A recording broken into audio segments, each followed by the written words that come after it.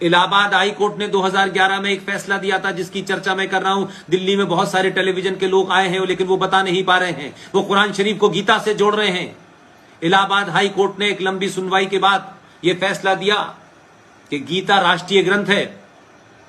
लंबी लंबी दाढ़ियां, छोटा भाई का पजामा, बड़े भाई का कुर्ता पहने, गोल टोपी लगाने वाले कुछ आ गए, कुछ वो मक्कार कन्वर्टेड ईसाई, नाम क्या है इनका, बिशप रामलाल, ये सब पहुंच गए इलाहाबाद हाई कोर्ट में। हाई कोर्ट के चीफ जस्टिस ने कहा बताइए, जो बेंच थी उन्होंने कहा बताइए इसमें धर्म क्या है। उसकी बड़ी पढ़ाई की, पूरा ट्रांसलेशन किया, न कोई क्रिश्चियन न कोई मुसलमान ये साबित कर पाया कि गीता कोई धार्मिक किताब है। उन्होंने कहा ये राष्ट्रीय ग्रंथ होना चाहिए। उसके बाद उन्होंने अपील नहीं की। उनको मालूम था कि अगर हम अपील करेंगे सुप्रीम कोर्ट में तो फिर देश के अंदर तो ये सब जगह लागू हो जाएगी। चुपचाप रहे, इलाहाबाद हाई कोर्ट के फैसले को चैलेंज नहीं किया। जस्टिस एसएन श्रीवास्तव ने जब यह फैसला दिया, ये बात अलग है कि उनको बाद में गार्ड मिले, उनके ऊपर कई हमले भी हुए और उनकी जान को खतरा रहा, लेकिन इलाहाबाद हाई कोर्ट के इस फैसले को मध्य प्रदेश सरकार ने माना और उनके यहां राष्ट्रीय ग्रंथ घोषित हो चुका है। लेकिन जो लोग आज कुरान शरीफ की गीता से तुलना करते हैं वो महामूर्ख हैं। ये वैसे ही है जैसे सनातन की बात आप करते हैं और धर्म को मजहब से जोड़ने लगते हैं, और मजहब को धर्म से जोड़ने वाले और कुरान को गीता से बराबर करने वाले ये वैसे ही है जो नाली का मुकाबला समुद्र से कर रहे हैं। नाली एक मजहब है और समुद्र एक धर्म है, इतना फर्क है। इसलिए गीता किसी धार्मिक किताब का नाम नहीं है, किसी की धर्म किताब नहीं। उसमें धर्म के बारे में कुछ, आपके कर्तव्यों के बारे में बताया गया है, आपको धर्म के बारे में कि आपका धर्म क्या है। धर्म मीन्स आपकी ड्यूटी क्या है, आपका कर्तव्य क्या है, यह बताया गया उसमें। इनकी तरह नहीं बताया गया।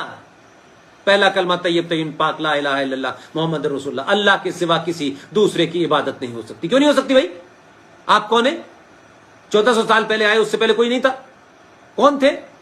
इनसे पूछिए कि प्रॉफिट मोहम्मद साहब के अब्बा अम्मी का नाम क्या था, नाना दादी का नाम क्या था, वो क्या थे उससे पहले, क्या थे वो, पता है ना? हमको तो मालूम है कि काशी के मंदिर में क्या है, अयोध्या के मंदिर में क्या है, मथुरा के मंदिर में क्या है, काबे में क्या रखा है, बताएं। और इस्लाम के बारे में दुनिया को बताएं, सबको बताना है।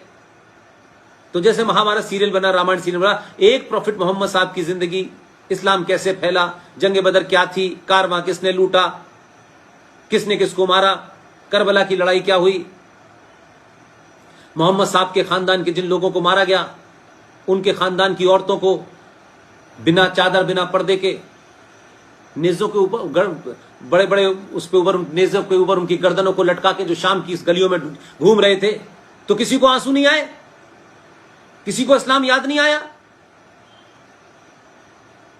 तो जो इस्लाम के सगे नहीं हुए, जो मोहम्मद के सगे नहीं हुए, वो हिंदू मुसलमान के भाई भाई की बात करने वाले लोग, वो लोग हैं, वो इस फिराक में बैठे हुए हैं कि जिस दिन मौका मिलेगा हम कश्मीर बना देंगे। इसलिए 500 कश्मीर बन चुके हैं। इस देश की सरकारें, इस देश के दलाल नेता, लाचार संगठन, चापलूस संगठनों की दुकान चलाने वाले लोगों के कारण इस देश में सनातन को आज ये स्थिति देखनी पड़ रही है।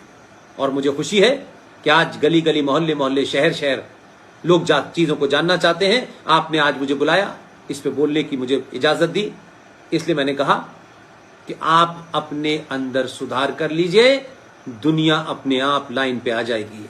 ये जिहादी आपसे इसलिए छेड़खानी कर रहे हैं कि उन्हें मालूम है कि आप में लालच भरा हुआ है।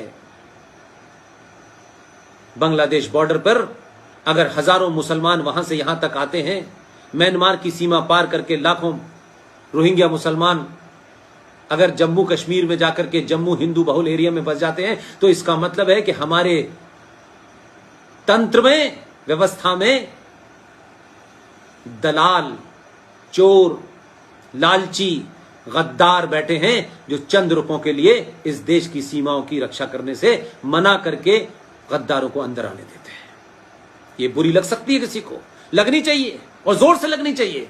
मैं किसी को खुश करने नहीं आया, मुझे किसी की लल्लो चप्पो नहीं करने। I am not interested